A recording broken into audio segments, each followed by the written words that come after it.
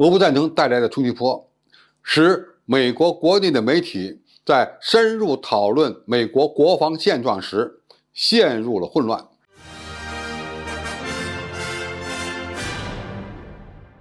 观众朋友、网友朋友，大家好，我是付天少。据美国防务1号网站报道，普京在乌克兰发动特别军事行动以后呢，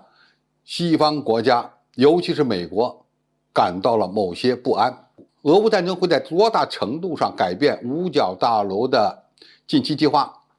五角大楼的规划者表示，他们正在关注俄罗斯的近期行动，可能要调整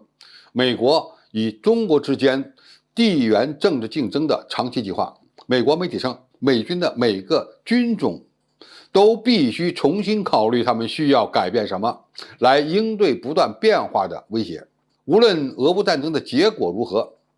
预测未来1年和10年都会变得更加复杂。战争回到了欧洲，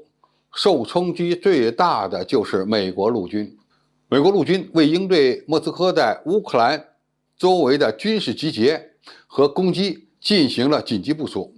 展示了其迅速将部队送入欧洲能力。但是，目前在欧洲的10万美国士兵将要做什么？将会停留多长时间？增加多少数量？以及执行什么使命？拜登政府和北约领导人似乎呢，只是在表达一种态度，其他都没有明确，更没有一个长远的打算。美国陆军有6个现代化优先事项，包括下一代的轻型坦克、短程防空激光炮、高超音速导弹等等。美国陆军原本专注于建立一支能够在本世纪30年代与中国竞争的部队，现在不得不把2022年的一些计划进行调整，比如远程高超音速导弹在太平洋地区比较有用，但是用来对付俄罗斯军队呢，又显得没有什么太多的效益。几年的分析加上一些开创性的演习和实验，美国海军作战部长麦克吉尔迪上将相信呢，需要在目前约298艘战舰的基础上增加200多艘舰艇，才能在未来10年内成功的与中国对抗，也就是大量增加护卫舰和无人作战舰艇。但是美国现在缺的是一个可信的30年造船计划，没有造船工业就没有真正的未来。如果美国海军致力于发展高端战斗力，可能在对抗俄罗斯的问题上呢，作用不太大。但是要想对付中国，又不得不投入巨资。只有美国空军认为，对付俄罗斯与对抗中国所需要的装备是一样的，只不过在军事基地的建设上有明显的区别而已。因为美国空军必须找到可以降落和起飞的地方，而俄罗斯与中国的远程导弹都非常强大。美国海军陆战队认为，乌克兰危机不会分散海军陆战队的注意力，因为中国是美国最重要的挑战。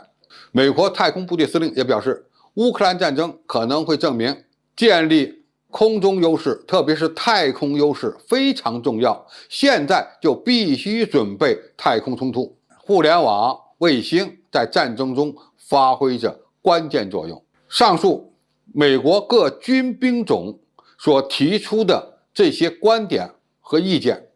恐怕对我们来讲也是一个提醒。美国国会最近增加了5.5亿美元，以加快一项新的军事卫星计划的开发。美国军官表示，太空能力在对付中国和俄罗斯方面并没有明显的矛盾，都是最优先发展的事项。俄乌战争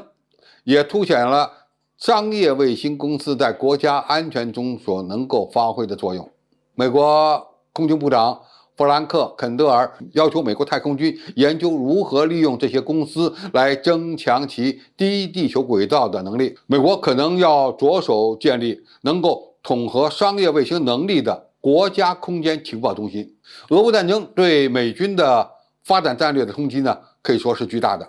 有些是经验教训，但是更多的问题是如何在对付中俄的问题上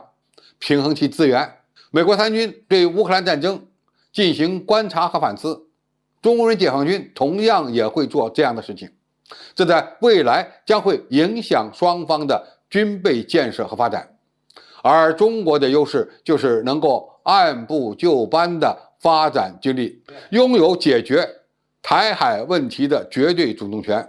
这也是让美国最难接受和最着急的事情。好，今天的评述就到这里，谢谢大家收看，我们下期再见。